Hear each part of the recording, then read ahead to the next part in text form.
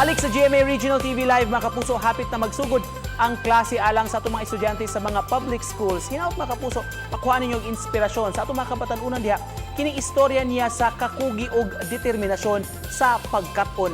Kani adto security guard sa usa ka private school dinhi sa Dakbayan sa Subo naningkamot aron mahimo nga usa ka magtutudlo og karon kumbaga he's living his dream na mga kapuso. Makauban nato karong buntaga si Teacher Erwin Makwa. Good morning, Sir Erwin. May buntag, Sir Nico, ug sa mga kamanan diha sa Regional TV Thank you. 7. Daghan kayong salamat, Sir Erwin, sa pag-uban kanamo karong buntaga. Kumusta si Teacher Erwin? Nagsugod na ba, sir, ang inyong klase karon? Yes, actually nagsugod kami last August, and then naanami almost 1 month na sa among klase diri sa among eskwelahan sa St. Teresa's College of Cebu.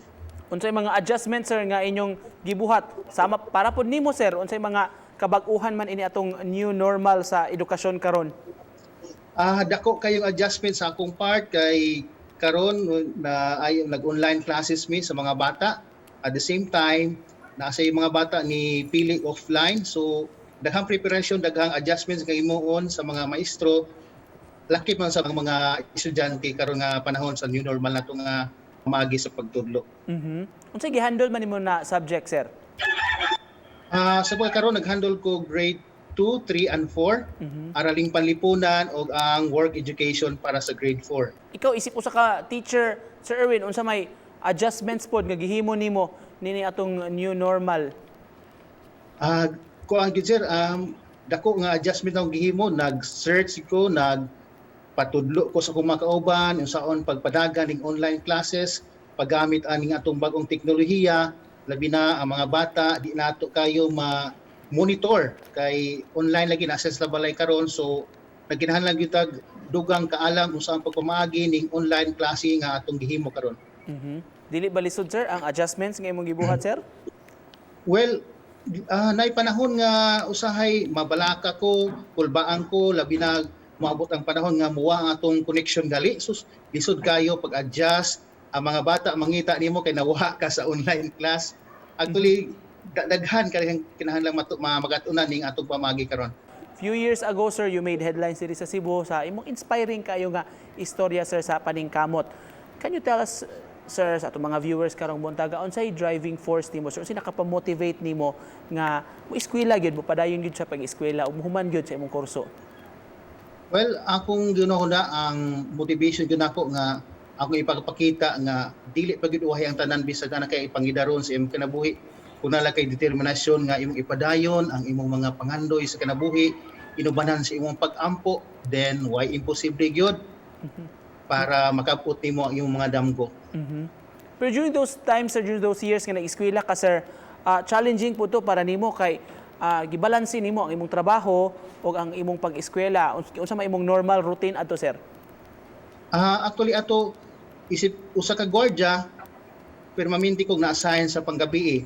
After nako sa akong duty 12 hours sa gabi, mo eskwela ko sa adlawan. Na mga panahon nga di gali ko makaulis balay, kaya akong gi-focus akong atensyon sa akong pagtrabaho ingon man sa akong pag-eskwela. Hindi na kamot yun ko nga akong ipakita sa akong pamilya, sa mga taong ni suporta nako, ingon man sa mga madre sa among eskwelahan nga deserving sa gyud ko sa akong plano, sa akong gibuhat. Pero lisod-lisod gito panahon na, sir, kanay mayon ta nga kanang magkuwang og tog. Yes, lisod yun. Actually, naay panahon nga sa akong pag-eskwela, dukaan gyud ka sa sulod sa classroom. Mga pasalamaton gyud ko nga sinutanon sa nga akong mga maestra, ngon man tagaan kong lagi kong konsiderasyon, igong pagsabot, ngon man naning kamot sad ko nga akong ipakita nila nga kinahanglan gyud ko mo kayod aron makabot ang akong mga paandoy. Unsay sikreto, sir, ato panahon na, sir, you finished your course with Latin honors, Sir Erwin?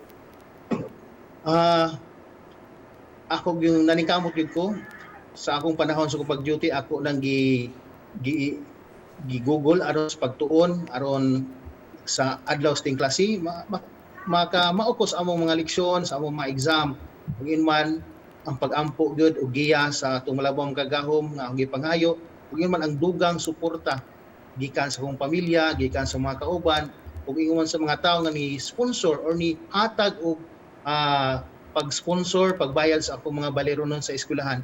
In closing, Sir Erwin, atong conversation karong buntaga, unsay gusto nimo ipaambit nga mensahe sa atong tanan nga mga kabatan-unan karon, labi na kaning sa mga public schools sa musugod na sa ilang klase, unsay imong gustong i-share kanila, sir, labi na kaning itawag natong importansya gyud sa edukasyon? Well, alang sa mga kapatanunan nga na kita karong adlaw, ako ipaambit na kaninyo nga tarong nga ang iyong pag-eskwela himo ang mahimo, himo ang ehemplo ang gihimo ni Mr. Makwa nga bisan pa siyang pangidaron dili gyud babag ang kalisod, ang kakabos, basta lamang nga doon na kay determinasyon, kakugi, pag-ampo.